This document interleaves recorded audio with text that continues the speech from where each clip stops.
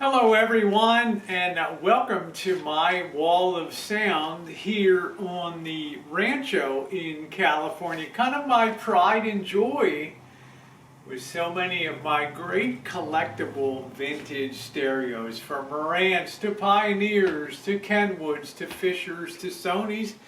They're all here and they're all represented, and well, every one of them I enjoy listening to, and every one of them gives me a different listening experience.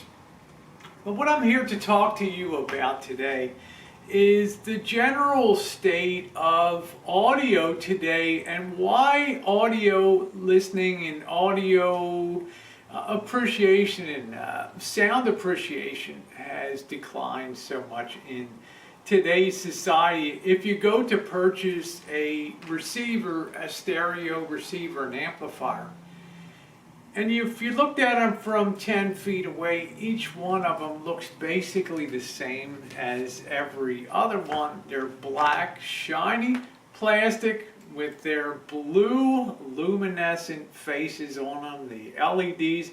And well, there's nothing that even hints at being romantic. And really, when you think about it, there's not a lot inside unless you're really stepping up to some of the rare high-end units. There's not a lot inside that's going to compare the listening experience to, well, the listening experience of, say, 30, 35 years ago, when audio was really king and records ruled, and early tapes had come in, cassette tapes, 8-track tapes had come in.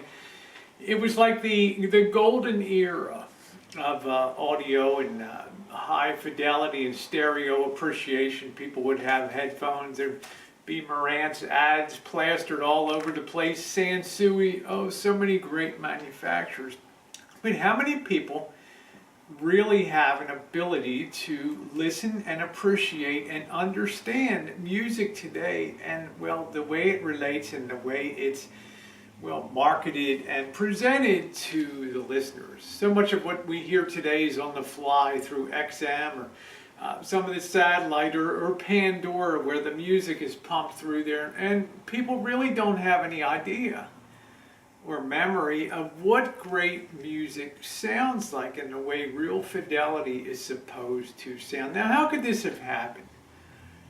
Well, for one reason, it must strike you as strange in a time when, say, an automobile in 2016 cost probably twice or 3 times, 4 times as much as it did, 5, 6 times as much as it did back in the 1970s. That stereo equipment, the stuff that you go to Best Buy and other sellers to pick up, basically costs the same today as it did back then.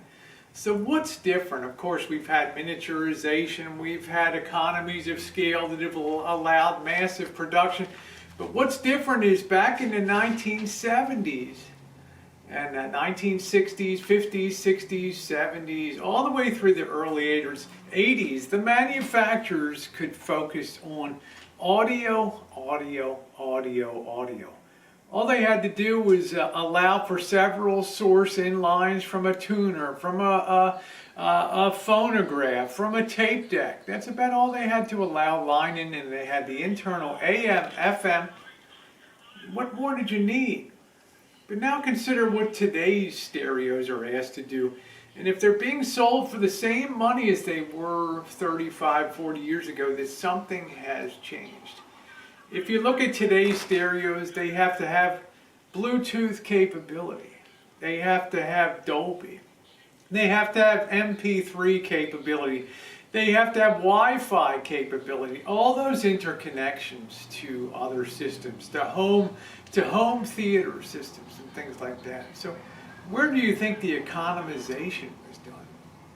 The economization was done to the audio experience, because today's audio devices, and I'm talking about the mass market receivers and amplifiers, cannot duplicate or deliver the sound of the units from the 1970s and 80s.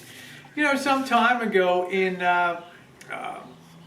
audiophile on CNET, which I follow CNET a lot, There was an article written by Steve Gutenberg, and it was that how could a 30-year-old receiver sound better than the new ones today? And they did a comparison test. They actually did a test at one particular time where they set up they compared three receivers: a 2009 Yamaha RXV 1800 with a 1980 Pioneer SX 1980 and a 1978 Sony STR V6.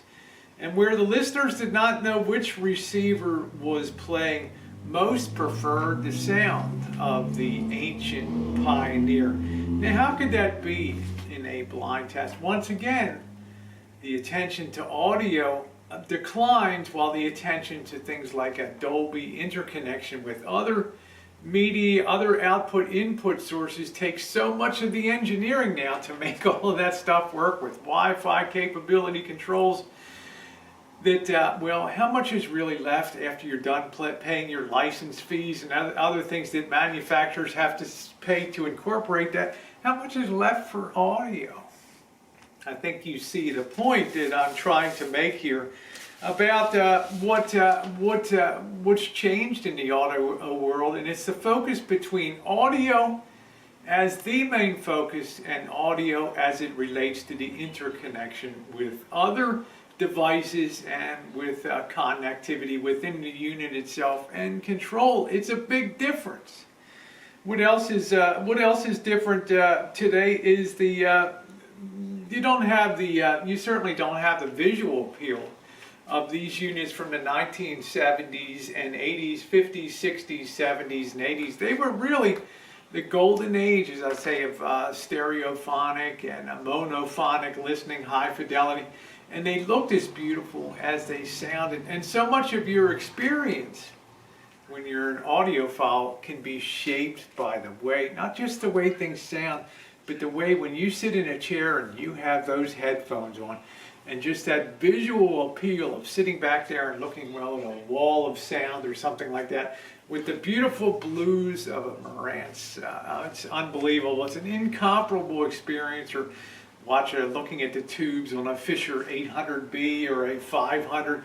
It's really a very exciting thing. Also, we know that listening has declined today because, well, if it's not pursued, it disappears in society. And back in the 1970s and 80s, listening, as I said at the beginning, was very big. But now it's just what's enough to get the job done and no more, because to tell you the truth, from a manufacturer's perspective, who even notices anymore out there, right? So just get her in, get her done, get it in the box, and get it sold. The listening experience today is far different. And of course, I haven't even touched on things like compression and the way that music is delivered so it's packaged efficiently, not for the best listening experience, but for the expediency of saving energy, space, and time, whether it's on storage or whether it's broadcast. It all is so different from the true separation stereo of the 1960s, 70s, and 80s. But for those of us who enjoy the hobby, it continues on. We love our, our vintage stereo amplifiers, tube tuners, tube amplifiers. It is a delight. Anyway, that's my take on the audio and why audio is really sort of disappearing as an appreciative hobby today. Thanks so much for watching, everyone.